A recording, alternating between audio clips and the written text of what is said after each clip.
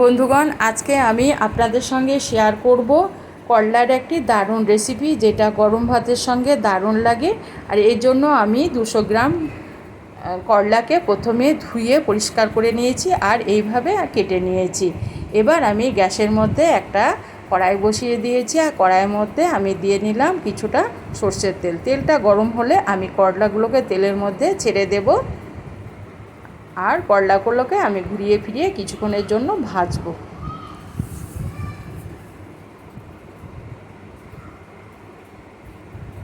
এইভাবে যেমন আমরা করলা ভাজা করি সেইভাবে আমি করলাগুলোকে একটু ভেজে নেব।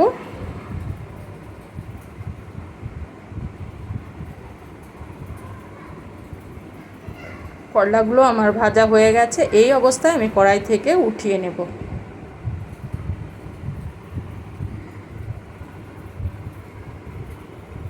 এই কড়াইয়ের মধ্যে আবারও আমি দিয়ে দিলাম 2 চামচ সর্ষের তেল আর দিয়ে দেব একটা শুকনো লঙ্কা আর হাফ চামচ গোটা জিরে। এগুলোকে একটু নেড়ে নেব। এবার আমি এখানে ব্যবহার করব একটা বড় সাইজের পেঁয়াজ কুচনোগুলো দেওয়ার পর আমি এইভাবে নেড়ে চেড়ে বাদামি কালার করে ভেজে নেব।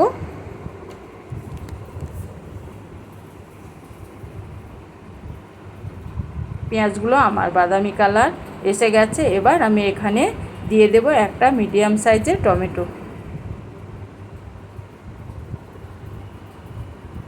টমেটো কুচনোটা দেওয়ার পর আমি পেঁয়াজের সঙ্গে টমেটোটাকেও কিছুক্ষণের জন্য এইভাবে নেড়ে চেড়ে ভেজে নেব। আর এবার আমি দিয়ে দেব লবণ আর দিয়ে দেব হাফ চামচ আদা বাটাটা দেওয়ার পর আমি আবারও কিছুক্ষণ কষিয়ে নেব যাতে আদার গন্ধটা না থাকে।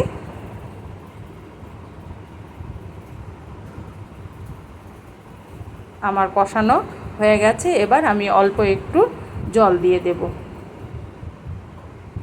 এবার আমি দিয়ে দিলাম পরিমাণ মতো হলুদের গুঁড়ো আর পরিমাণ মতো লঙ্কার গুঁড়ো। ঝালটা আপনারা আপনাদের মতো দিয়ে নেবেন। আর দিয়ে দিলাম হাফ চামচ জিরে গুঁড়ো আর হাফ চামচের একটু কম ধনে গুঁড়ো। এবার আমি পুরো মশলাটাকে একসঙ্গে বেশ কিছুক্ষণ কষিয়ে নেব।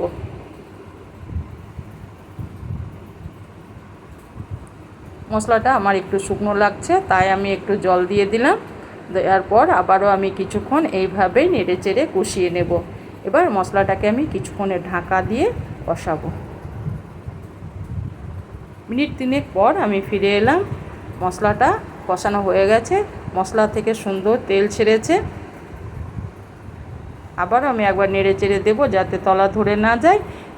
এবার আমি গ্যাসটাকে একদম পুরোপুরি কমিয়ে দিয়েছি। দিয়ে আমি 2 চামচ টক দইকে ফ্রিজ থেকে 1 ঘন্টা আগে বের করে রেখেছিলাম, সেটাকে ফাটিয়ে দিয়ে দিলাম। এবার এই গ্যাস বন্ধ অবস্থায় আমি টক দইটাকে মশলার সঙ্গে মিশিয়ে নেব।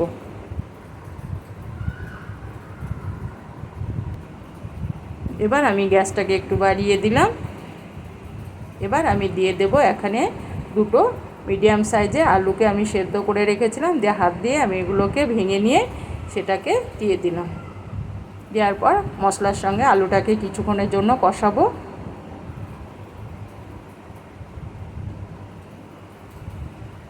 এইভাবে নেড়ে চেড়ে আলুটাকে কষিয়ে নেবার পর আমি যে করলাগুলোকে ভেজে রেখেছি এই অবস্থায় আমি করলাগুলোকে আলুর সঙ্গে দিয়ে দিলাম। এবার আলু করলাকে আবারও কিছুক্ষণ আমি এইভাবেই কষিয়ে নেব। এইভাবে করলা রান্না করলে করলার খেতে অসম্ভব টেস্টি হয়। যে করলা না খায় সেও এইভাবে রান্না করে দিলে সেও খাবে। এইভাবে এবার আমি ঘুরিয়ে ফিরিয়ে এটাকে কষিয়ে নেব। গ্যাসটা আমি মিডিয়ামে রেখেছি।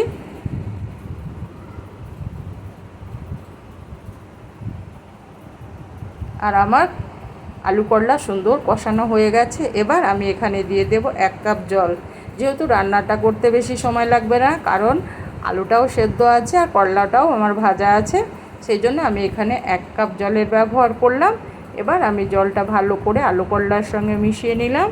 মিশিয়ে নেওয়ার পর আমি এটাকে ঢাকা দিয়ে মিনিট 5 রান্না হতে দেব।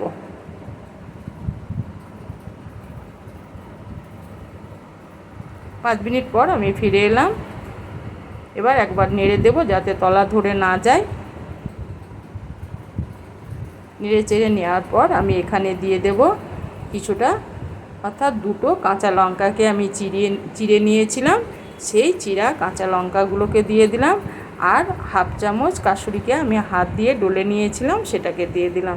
এ কাসুরি মেথি আর কাঁচা লঙ্কাটাকে দেওয়ার পর নেড়ে চেড়ে মিশিয়ে নেব। আর মিনিট 2 আমি আবারও রান্না হতে দেব।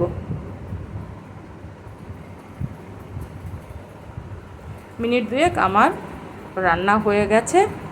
এবার আমি আমার করলা রেসিপিটি রেডি হয়ে গেছে। এবার এটাকে ঢাকা দিয়ে কিছুক্ষণ রেস্টে রাখবো, তারপর পরিবেশন করব।